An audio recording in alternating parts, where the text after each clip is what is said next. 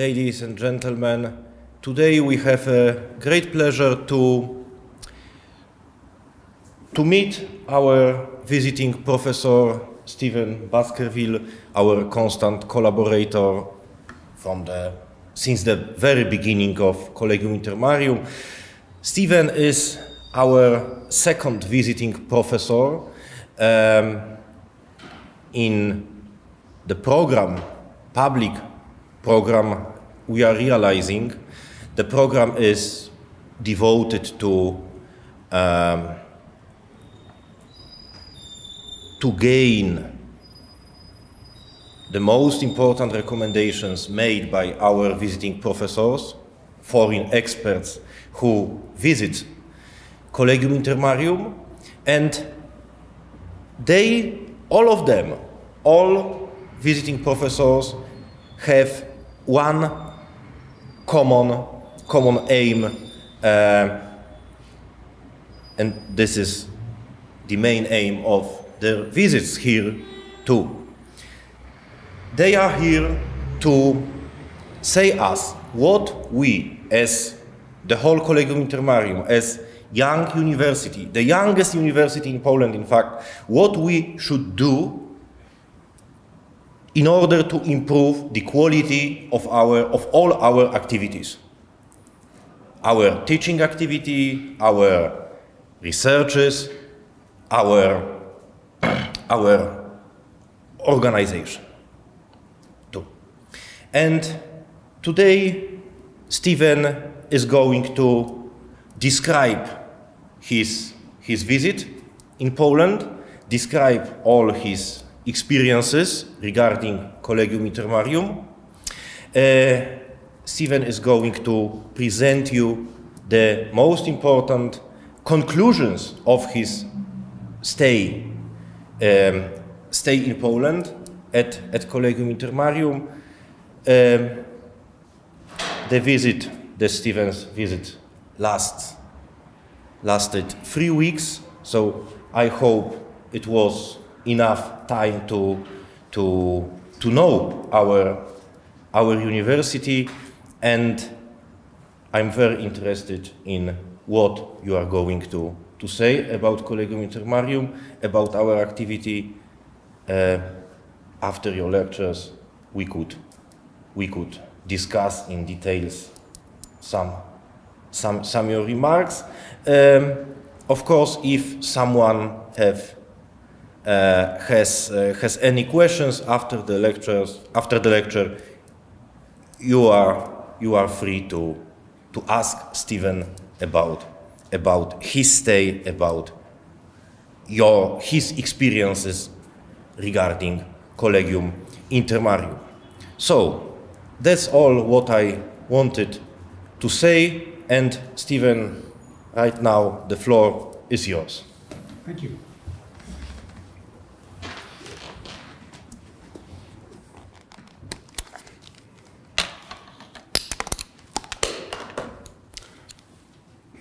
Can you hear me okay?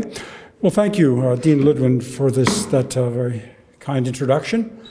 I want to start out by saying that it's a great pleasure, a great honor to be here at Collegium Intermarium, to be part of this important project, and especially the last few weeks to be in this role of evaluating the university and assessing what the university has accomplished in the last 2 years or so. I should mention, just before I start, I'd like to say that I've taught in universities in Europe and the United States for about 35 years. I have taught in universities in Central Europe, including Jagiellonian University, where I had a Fulbright scholarship several years ago. And before that, I taught for 5 years at Polacky University in Olomouc in the Czech Republic. And I first came to Central Europe to work in the universities at Polacky University in 1992. And there's a great irony in this, of course. I was here visiting from the United States, and I was part of a team of scholars and university lecturers that were here to reform the post-communist universities of Central Europe. So it's there's certainly an irony that 25 years later or so, I'm here again in Central Europe, somewhat of an exile from the American university system, and that I now see a university in Central Europe as the hope for reforming and reclaiming the higher education systems in the West. So I'm not here as a chauvinist to lecture about the superiority of American or Western universities. On the contrary, I think today we in Central Europe now have an opportunity to teach the Americans and the Western Europeans a few things about how higher education should operate. And of course, the higher education today is in a severe state of crisis. And that means that the launching of the Collegium Intermarium and other projects like it is an event of great importance. It is of the highest importance, I think, that we get it right, because this university should serve as a model for what universities once were and should be again, to inspire others to reform and to reclaim the principles of higher education. So if we have failures, which I'm sure we will, we must learn from those also, and hope that others as well. A lot of people have put a lot of work and a lot of hope and a lot of faith in this project at the Collegium Intermarium, so I think it's imperative that we not disappoint anyone, including ourselves. So what follows is my assessment of the first 2 years, roughly, of this project. The vast bulk of my comments are positive, but then it's easy to be positive because we are all still going, and the positive things are working so far.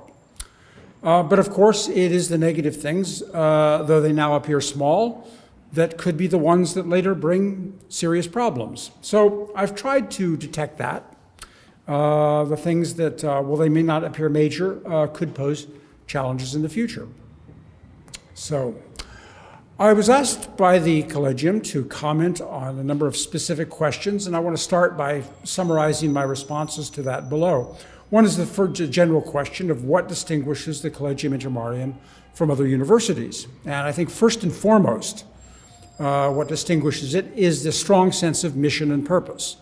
Professors and students are attracted to the university because they believe in the mission. They believe in the values that it promotes. And by that I mean a commitment to the liberal arts, to education based on the traditional values of Western civilization, Greek philosophy, Roman law, Judeo-Christian faith, and so forth.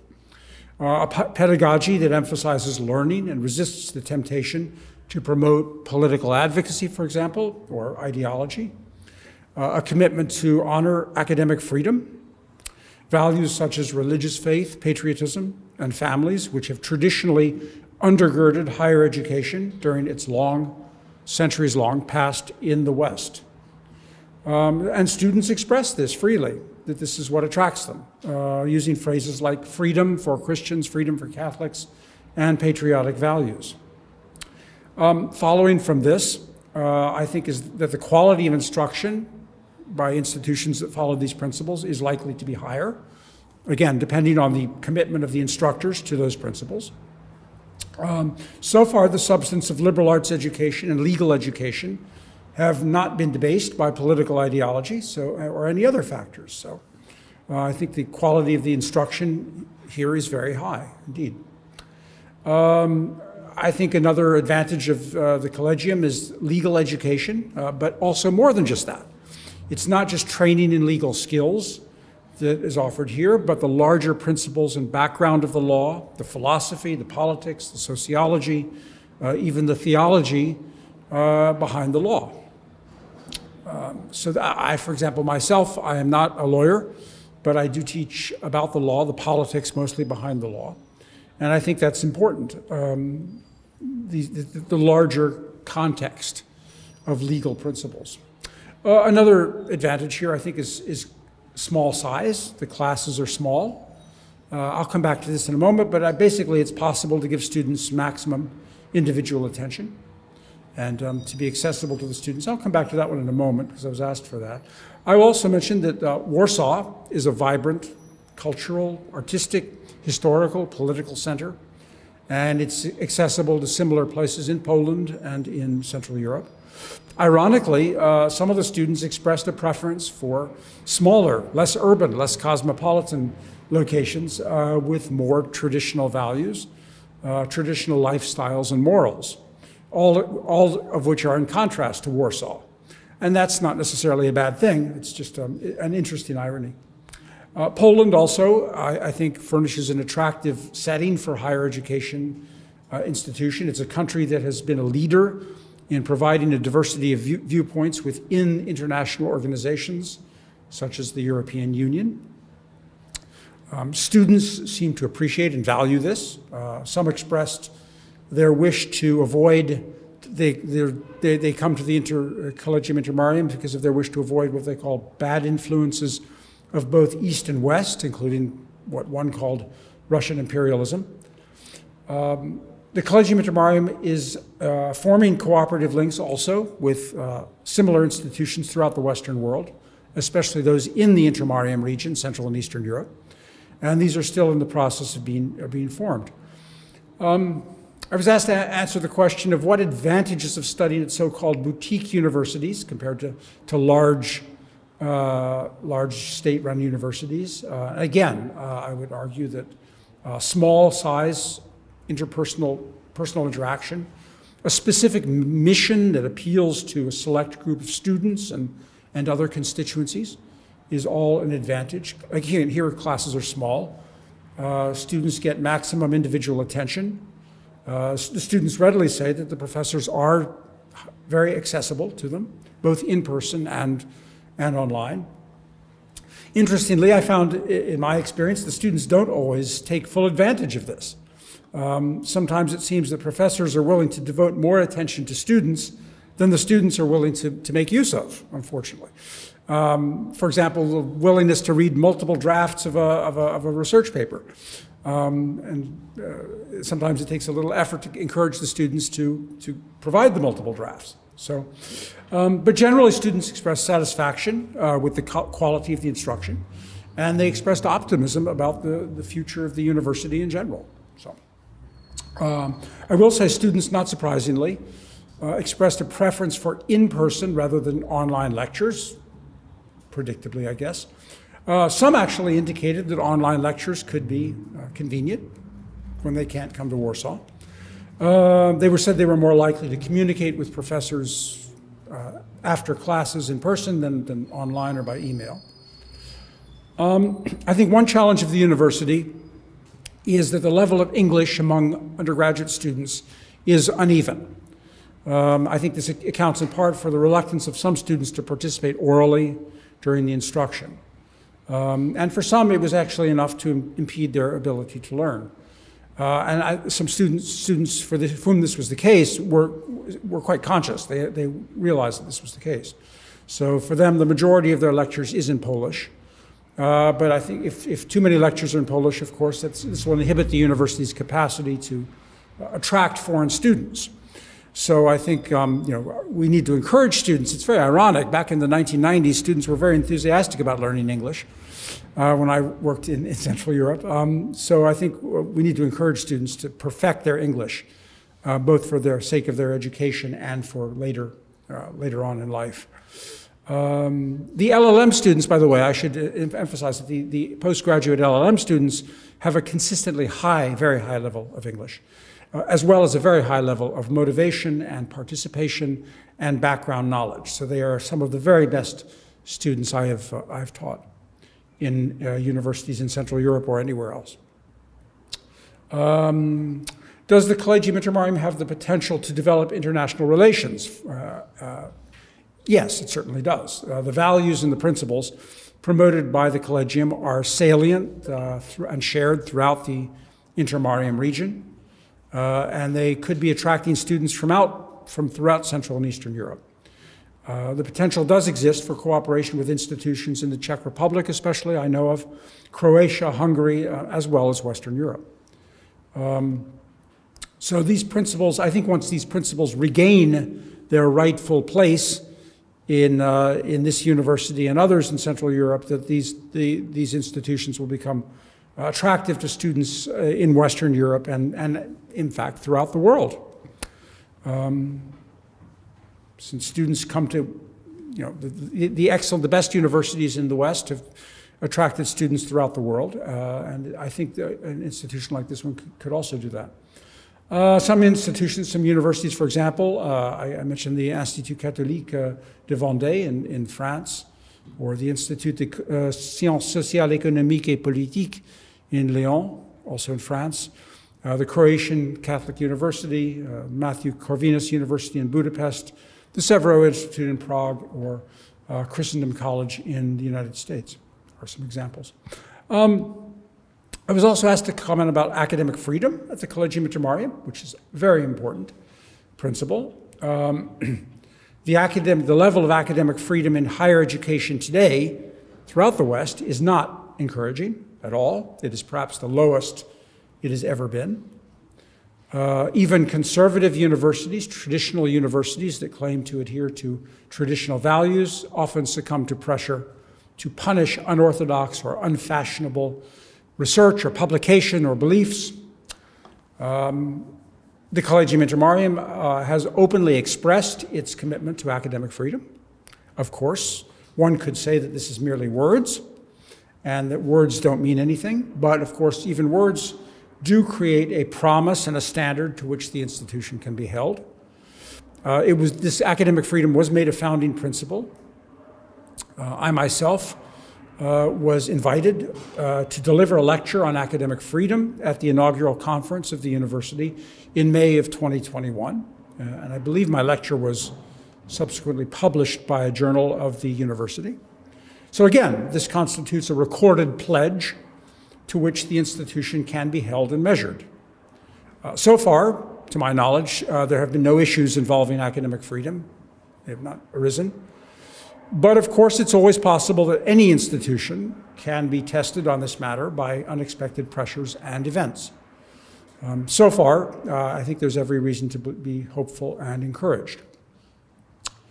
And I was asked to comment on to what extent does the educational model offered here correspond to the idea of a classical education. Well, it does include many aspects of it, certainly, both in specific courses and in the content of the courses generally. Now, many law courses are by their nature applied, so the result is a mixture. As the university expands, it may wish to consider offering a greater variety of courses other than law, especially on the undergraduate level.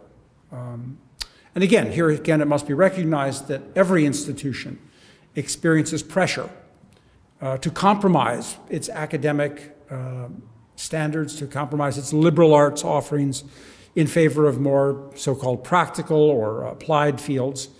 And on the postgraduate level, of course, this is entirely appropriate. There's nothing wrong with that. On the undergraduate level, many we generally, we might want to consider trying to recapture the ideal of a classical education even more than we do. The pressures, of course, even the students themselves often exert pressure on institutions to offer more skills that they perceive, rightly, wrongly, will help them in the competition for employment. So resisting this pressure is not easy, and many institutions compromise their principles. But so far, the Collegium Intermarium has stood strongly, I think, behind its founding values and mission. So that's something that we all have to be vigilant about throughout the as we go along. Now, I was also asked to suggest, could I recommend some possible directions for further research? And this was an easy one. This is low-hanging fruit, because this is always nice to have the opportunity to recommend fields of research that I think are important, and I think there are a number of them today. I think there are several fields of research that are directly relevant to the mission of the Collegium Intermarium.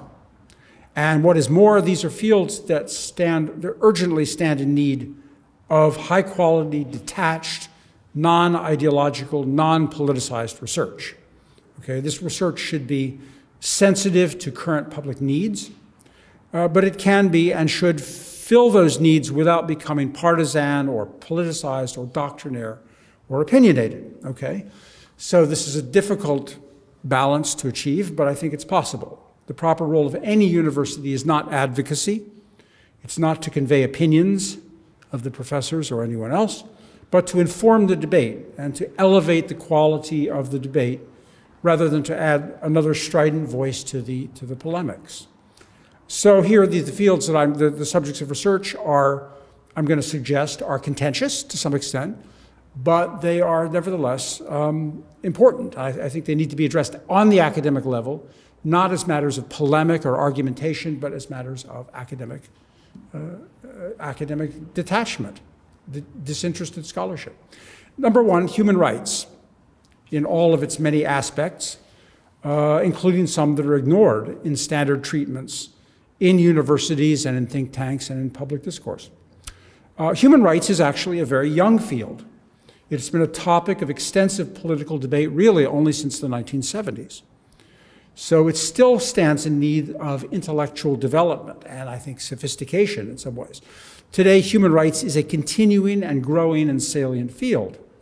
Given the fact that Collegium Intermarium offers an LLM in human rights, with professors who have already published in it, I think it's logical that its scholars should contribute to further to this field, and that the institution as a whole should endeavor to make itself a center of specialization in human rights and to offer a great diversity of viewpoints on the topic. It is a field, human rights, that has become contentious and that has shown tendencies to become compromised with political ideology. So it stands in need of institutions and scholars that will offer a well-rounded, balanced understanding that's rooted in the complexity of the philosophical, legal, religious, cultural principles that have gone into human rights over the centuries, I should add, and tendencies to use human rights as what one scholar calls a convenient tool or a useful discourse, as some say, to disguise and promote what are really political agendas. So this is, again, this is difficult to do, but it's not impossible. Another field I think that would be very relevant to the mission and to the constituency of the Collegium Intermarium would be family policy and family law, including an international dimension of these. Now, these are two fields that are directly connected to the law, generally, and I think very appropriate for legal education and research. And they are of immediate practical value. They have also become contentious in recent years. Family policy, family law, these are fields of great debate and contention. So it's important to offer solid, non-polemical, non-politicized, but critical research that can assist policymakers, legal practitioners, social workers, and others. Another field that I think is important to be offered, again, very relevant to the constituency of Collegium Intermarium and to the students here and to the, but also salient in public policy debates, is the topic of religion in its many forms, in various contexts. And I think religion is very much neglected in all of its forms. And I mean various topics, religion and society, for example, church and church-state relations, religion and law, religious freedom, religious history, radical religious movements, and others as well. So religion in its complexity often encompasses important academic fields. And again, they're contentious, but I think sometimes needlessly contentious. Treating religion as a legitimate and serious academic subject of research can again elevate and enrich debates and promote diversity of belief without dogma or doctrinaire advocacy, either by religious believers themselves or by those with various political views of religion. Okay, so incorporating religion into higher education doesn't mean simply pushing your own religious beliefs on everyone else. It means treating religion in an objective, detached, disinterested way as a subject of research in its own right, and one that merits the attention of scholars with many different points of view. And this has not happened, unfortunately. This has not happened with the treatment of religion very much. And finally, another field that I would advocate should be a subject of academic research is political ideologies. Again, very similar in many ways to religion and sometimes indistinguishable from religion. Because political ideologies should not be taught as dogmas or doctrines. They should not be, it's not a matter of teaching political ideology, should not mean pushing my ideology on the students or on the readers, and my ideological beliefs or momentary opinions. It means treating political ideology as a subject of critical examination, a subject of research, without dogma or doctrine. Scholars in universities, well, I think the purpose of scholars in universities is not to inculcate their own opinions on the students or the readers. They exist to examine critically all opinions and beliefs with detachment and without becoming the mouthpieces for political agendas of groups or individuals. And so I'll also add at the end here that for all of these subjects that I've suggested, I would also suggest that it's important that research and publication and teaching in all these fields be conducted not only by legal practitioners, but also by academic scholars. And this is a little bit self-serving because that's what I am. But academic scholars in fields like history, politics, philosophy, religion, theology, and guardedly social sciences and humanities. Okay. So the aim is not only to impart practical skills of a legal education, but to create analytical minds that can approach these matters with a high level of critical detachment.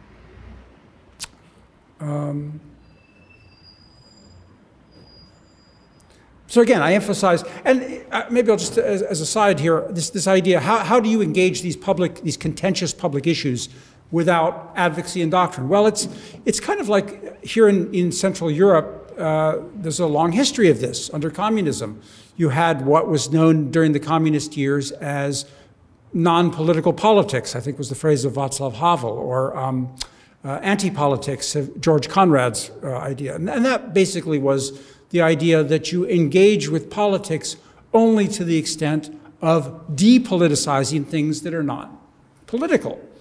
There are certain things we believe should not be political. Universities should not be political. Religious beliefs should not be political, should not be politicized.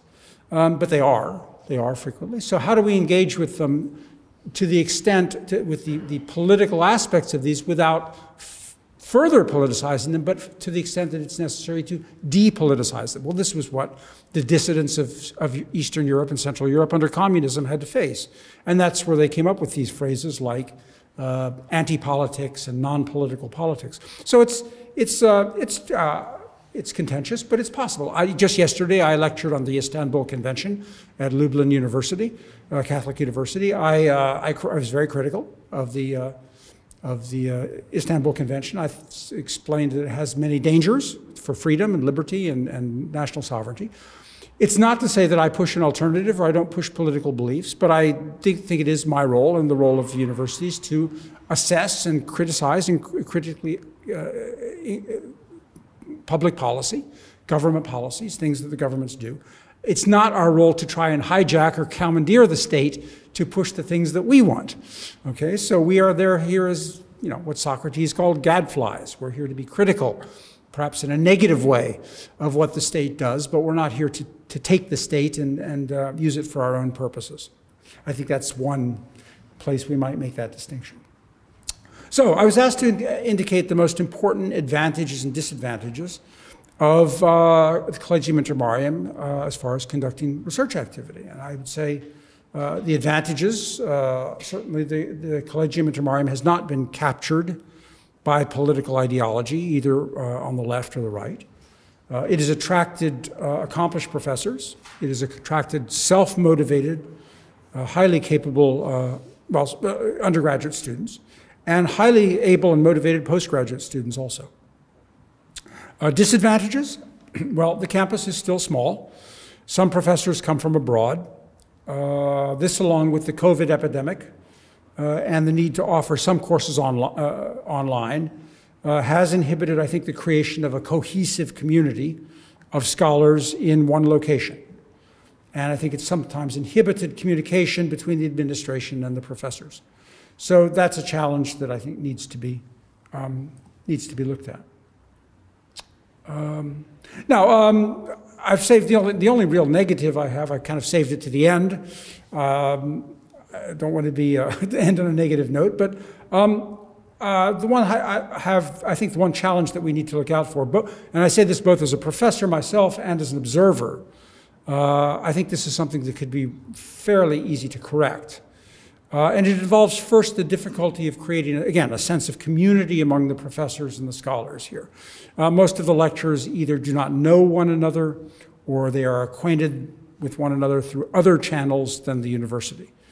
And following from this, I see a lack of communication sometimes between the lecturers and the administration, and also of participation by the instructors in the daily activities and management of the university. There are no meetings among the lecturers to discuss management or direction of the university or to offer suggestions for new courses or new initiatives. There's no faculty assembly or senate or to advise the administration or offer guidance. The students have an association of which they are all members, and I think that's a good thing, and that should be encouraged. Student association plus student clubs of various kinds. But no such body exists for the professors. So I think that's something that needs to be looked at. Americans call this principle the principle of faculty governance. And it's standard procedure in most mature universities. Now, I acknowledge that it will be difficult, a difficult challenge to encourage the teaching staff to take on added responsibilities. This is a problem everywhere, especially given the low salaries at universities throughout the Intermarium region. But I think it's something we should at least be aiming for, is this principle. So therefore, my only important recommendation, I think, would be that the university administration initiate an outreach to faculty and perhaps create a forum of some kind for professors and lecturers to meet and discuss the affairs of the university and offer suggestions and guidance to the university. But again, I don't want to end on a negative note, and in general, I'm very encouraged and enthusiastic by what I've experienced here at Collegium Intermarium during the last 2 years, and especially during the last 3 weeks, both as a lecturer myself and as an evaluator. So I pray to God that He continues to bless our endeavors in the future. Thank you very much.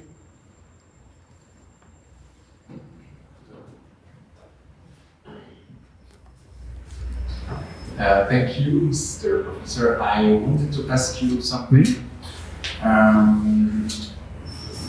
more broadly about universities in Europe. I have the feeling that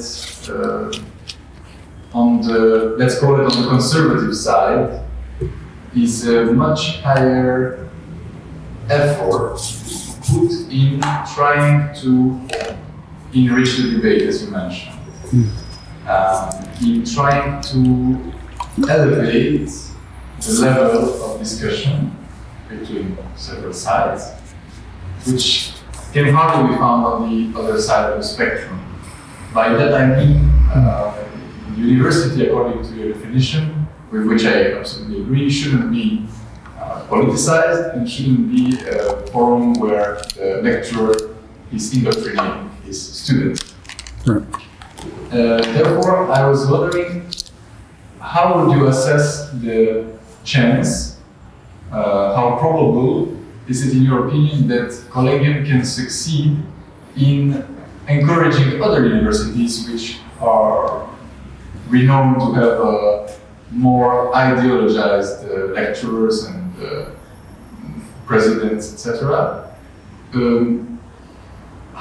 Can Collegium Intermarium indeed, or to which extent, can it encourage other universities to open a little bit up to different approaches concerning some topics which in Poland, it's a little bit now becoming like in the West more and more that some topics are just a no-go zone where there is one true and valuable opinion and any other is just put aside. I was just wondering of your opinion. Right. Well, the short answer is yes. There certainly can. Collegium Intermarium certainly can do that. And I think the more it does that, the more it will attract students, high-quality students and high-quality staff. And the more its reputation is based on that, the more I think it will attract the kind of students that we need more and more in the universities. I think the first step in that is to have constant dialogue among ourselves, constant discussion. And this goes to fields like I mentioned, academic freedom and some other areas.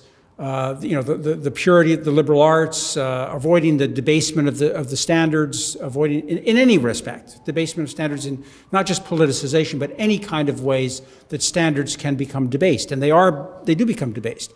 And I think the greatest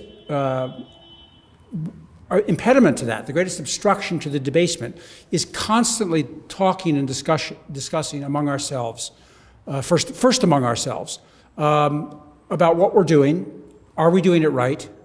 Are we keeping our own standards, classroom standards, high? Are we keeping our standards of research high? Are we honoring academic freedom? And so forth. And then from there, we challenge other people in other universities. Because there's always pressure on any institution. There's going to be pressure to debase its standards in not just politicization, but in many ways. And the more you have lecturers, professors, administrators, and students constantly, engaged in self-criticism, cross-examining one another, so to speak, the more you have, that's the best defense about it. You have to be vigilant. You have to constantly ask yourself, are we doing the right thing? Because you can't just create a body of high standards, the High Standards Committee. It won't work. It's like a government committee against corruption, right? It doesn't work. There's no government anti-corruption offices always become corrupt. Because the only way is for the citizenry to be vigilant and to stand up. It's the same way in a university.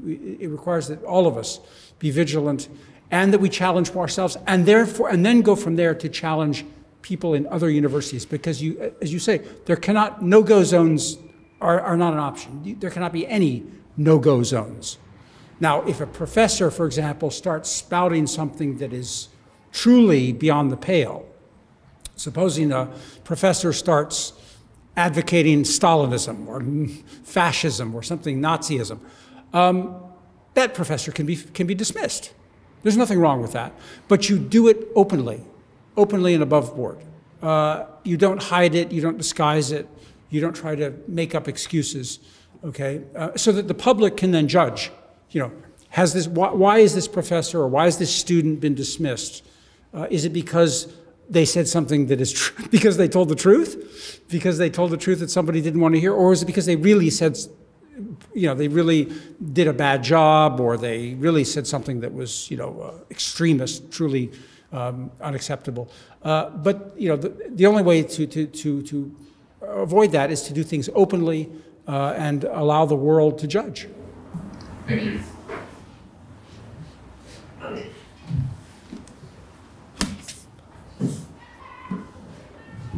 Okay, so thank you very much for your lecture. And as you surely know, Collegium Intermarium is going to launch some new courses.